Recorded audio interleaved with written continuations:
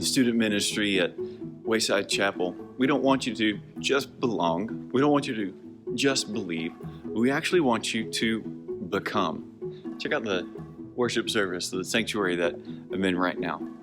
You probably see people up there all the time playing music and using the gifts that God has given them. Or you might even see people back here towards the back handing out bulletins at these doors and letting people know which way they can go, directing them towards their seats. There's a lot of things to do at Wayside Chapel. And what we want to do as a student ministry is introduce you to the opportunities that you have to become who God has made you to be. And if God has made you to be someone who has talents that you can use up front on the stage, like leading games or singing songs or playing an instrument, we want you to use those talents. We want you to make sure that you feel like you have space to explore them and do them. If you feel like God has given you a talent for computers and helping run the lights in the back, we want you to feel like you can become that as well. But not only inside the walls at Echo Student Ministry, we also want you to feel like you can serve outside as well.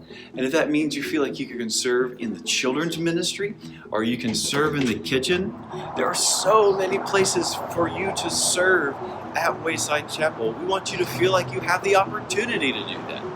We want you to become who God has made you to be. Because God has a purpose for you.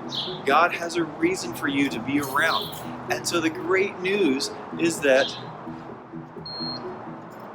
God's opening doors for you. But this door's not opening yet. Yeah. God's opening doors for you. You have opportunities to serve in children's ministry, during VBS, in the nursery.